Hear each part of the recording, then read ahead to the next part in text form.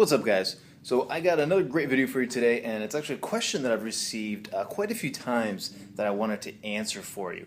Now, the question is a pretty straightforward one, it's a pretty simple one, but it's something that can stump everybody, right?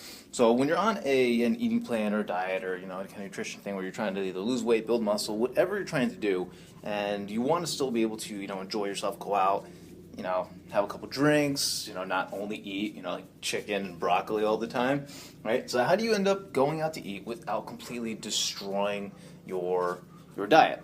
Well, first thing I want to start off with is that when you go out to eat, you should enjoy yourself, right? You're exercising, you're eating healthy so that you can still enjoy life. You don't want to be trapped in a diet. So while it's great to be good with your food choices and make sure you're eating, healthy foods, taking good options and such, don't be so married to it and don't be so stuck to it that you can't actually go out and enjoy yourself, right? It just makes it miserable, makes it harder to stick to, and it makes the whole thing much more difficult for you to then reach your goals and actually accomplish what you're trying to do. Because it's going to hit a point where you can't go any further, and what are you going to do?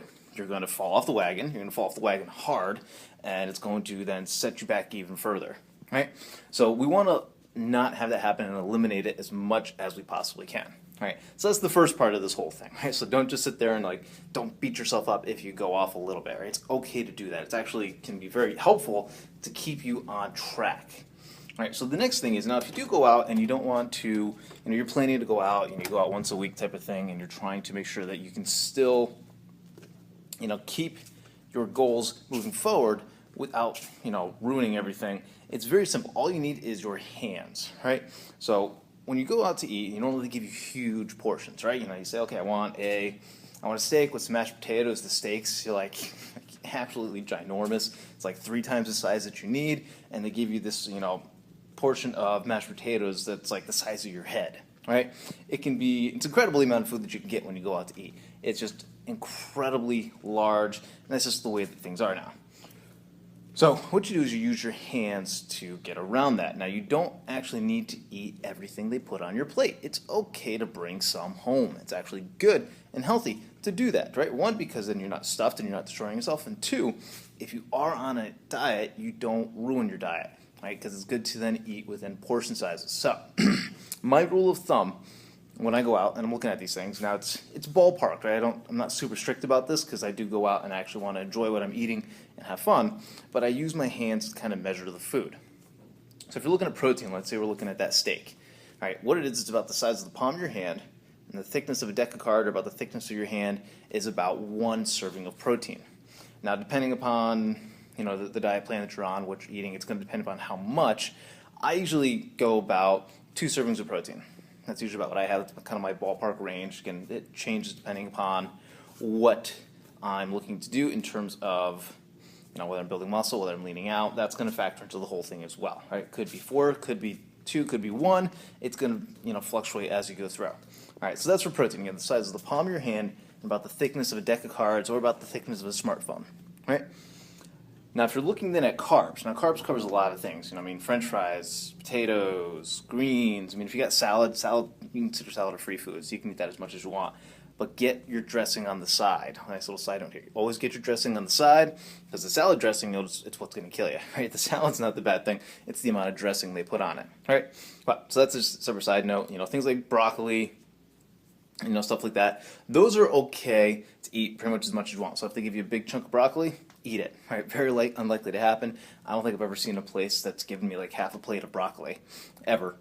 Or at least not when I go out. But either way, I keep going off on these little tangents here. But if you're looking at things, more particularly when you're looking at like French fries, potatoes, things like that, or any kind of heavily fried foods, you can call it a carb, right? Now, if you're looking at those carbs, how do you measure that? Well, the basic measure of a carb is about the size of your fist. All right, so you just take your fist, hold it up next to your serving of carbs, and there you go. You have 1 serving. Now, part of kind of how much you eat depends upon the type of carb that it is. If it's like a whole plate of French fries, I'd go with 1. If it's a baked potato, you could probably go with 2. Right? All depends upon the type. You can use your discretion based upon the diet that you're on. I have certain eating plans and everything that I follow that I can offer for you guys as well. Probably in a different video, but all those types of things. It's, all based upon what you're doing, what your goals are, and everything else, and you can go from there. So I usually go between 1 and 2 of those. All right, so it's very easy to follow. Those are the main ones you need to worry about. Fats usually are in the food, so I wouldn't worry about that too much. If you're looking at bread and butter, you want to think of how much butter you need. It's your thumb. This last little section of your thumb here, that's about 1 serving of butter. All right, or 1 serving of fat, technically, but I use that for just mainly for butter.